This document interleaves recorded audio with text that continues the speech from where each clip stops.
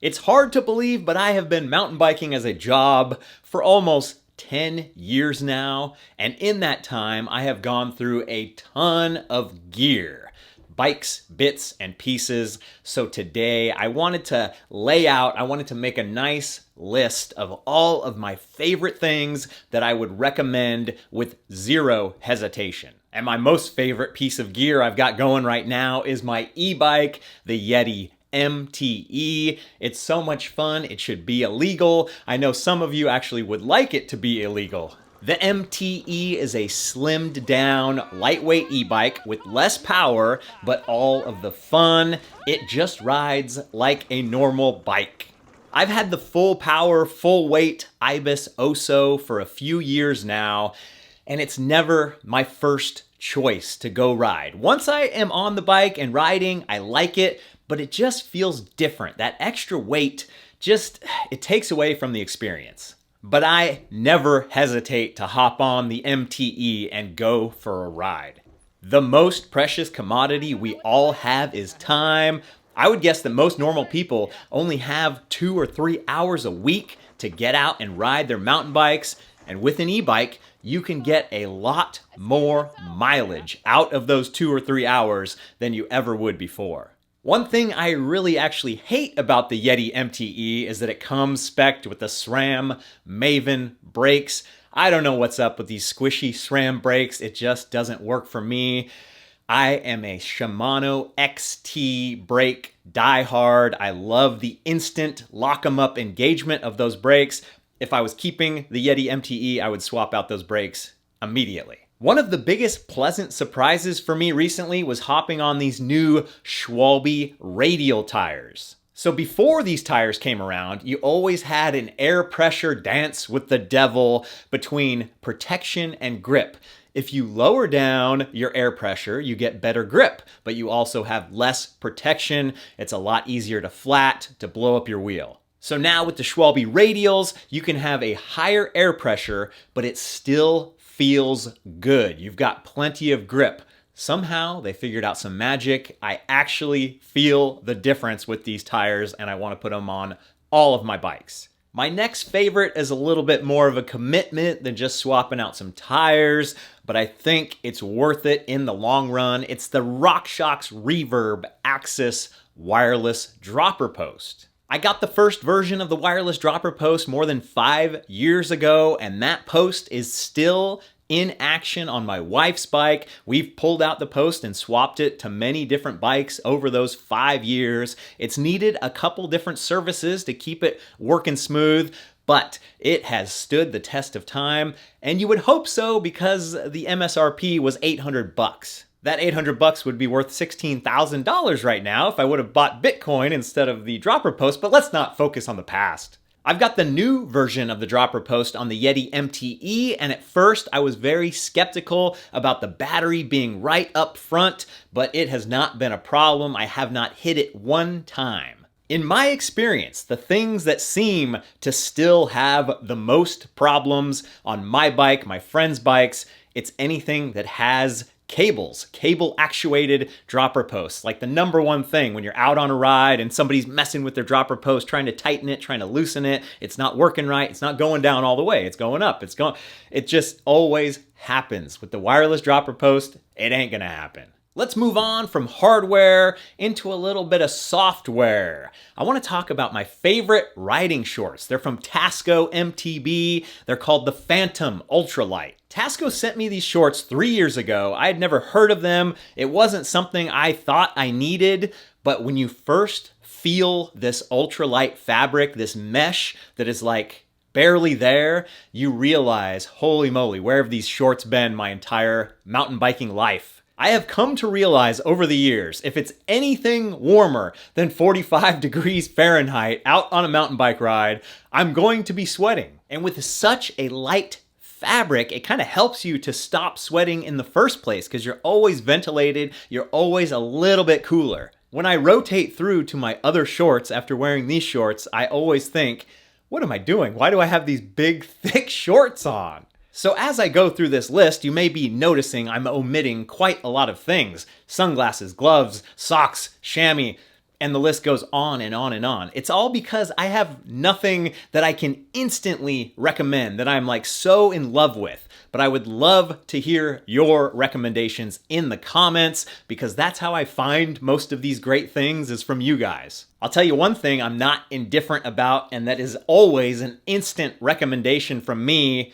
It's the best electrolyte drink mix in the business and the fine sponsor of today's video, LEATHERMAN. Whether it's a hot day, a cold day, or any other day in between, if I'm out on a mountain bike ride, I make sure I've got LEATHERMAN in my water bottle. It took me many years to find the perfect electrolyte drink mix that checked all the boxes for me. I had to kiss a lot of frogs along the way. LEATHERMAN tastes fantastic. It doesn't have a weird aftertaste. It's stevia sweetened, so there's not a pound of sugar. You decide how you fuel up your day. It keeps me fired up through a ride, but it doesn't have caffeine, so I don't get all jittery. I don't need it. And most importantly, it keeps all the cramps and headaches, that brain fog we all hate. It keeps that at bay, and it doesn't mess with my stomach. Some of these other drinks just make you all bloated, have to run off into the woods. No good. The LEATHERMAN thesis is out with sugar and in with salt.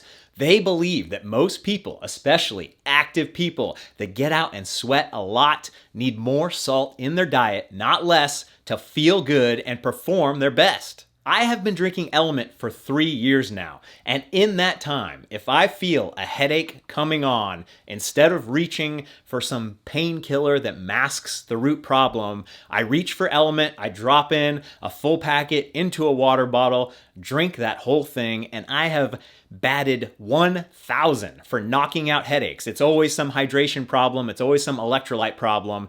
LEATHERMAN fixes it for me. If you give LEATHERMAN a try, I really think you're gonna like it, but anything's possible, and LEATHERMAN has the best refund policy in the business.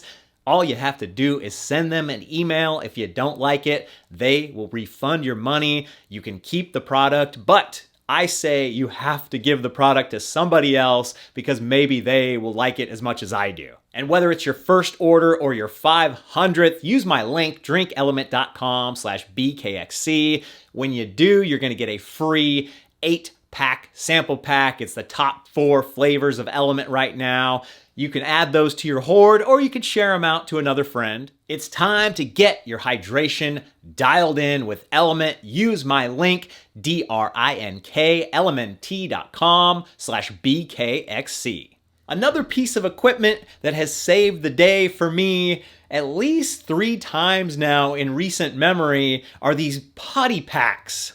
Do yourself a favor right now, stop what you're doing, order 10 of these, put 2 of them in your riding bag, and thank me later. It took me a long time before I ever had my first emergency dump in the woods while I was out on a mountain bike ride, but it happened, and I had my potty pack with me, and it was perfect. You got the hand sanitizer, you got wipes, you've got a bag, you've got everything you need if you want to leave no trace and bring it with you back to the car, which I did because I'm a good steward of the land. Another thing I keep in my bag for emergency situations is this little LEATHERMAN SQUIRT PS4 multi-tool with the little pliers, which come in handy quite a bit when you break something and you gotta bend it back. It's also got the typical Swiss Army knife type things.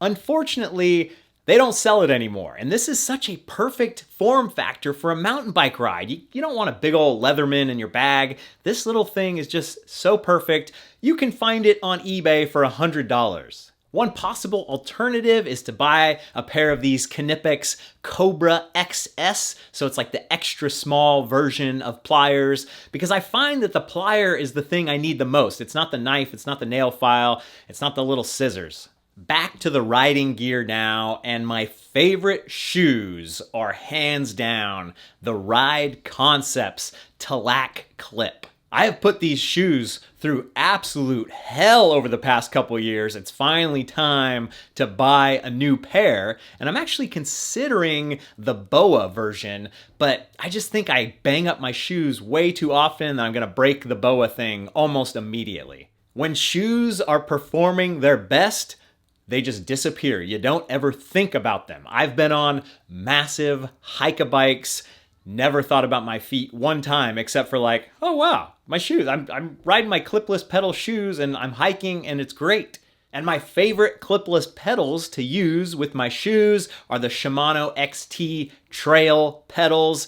I have used and abused these pedals over the years. I've only gone through a couple pairs, one because I lost them somewhere or left them on a bike in Spain at some point, and two because eventually they just get really, really beat up after 7 years of hitting rocks. I use the multi-release cleats with these and I've never had a problem getting my feet out very easily, and I've never had a problem with my feet just popping off the pedals randomly. It is the best of both worlds. I feel like I'm locked in to the bike, fully connected, but I'm not like wigging out and things are happening outside of my control. Your feet, your butt, your hands, they're all touch points on the bike and they're all very important. For me, my favorite grips of all time that I use on every single bike are the Trail One Components Hell's Gate grips that I helped develop many years ago.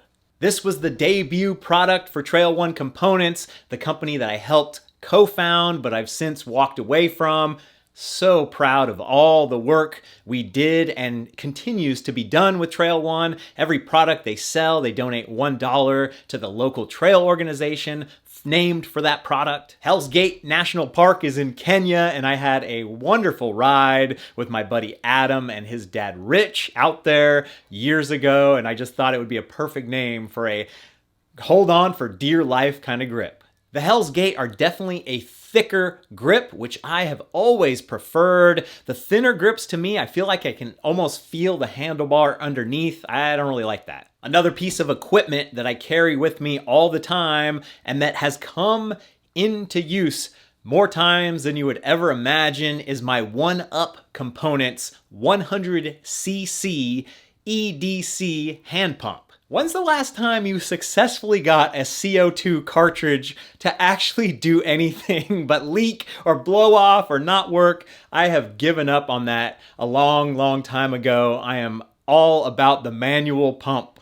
And finally, probably the most important piece of equipment when it comes to mountain biking, my favorite helmet. It's the Fox SpeedFrame Pro. I have been ridiculously lucky over the past 10 years where I have only had my head touch the ground very few times and never with any real impact. But with every single ride, every single pedal, it's always a possibility. So you want something that feels good on your head and that is going to help you get through a catastrophic accident. You may be familiar with the Virginia Tech helmet test. They buy a ton of different helmets for cycling and they put them through the ringer with all kinds of different tests.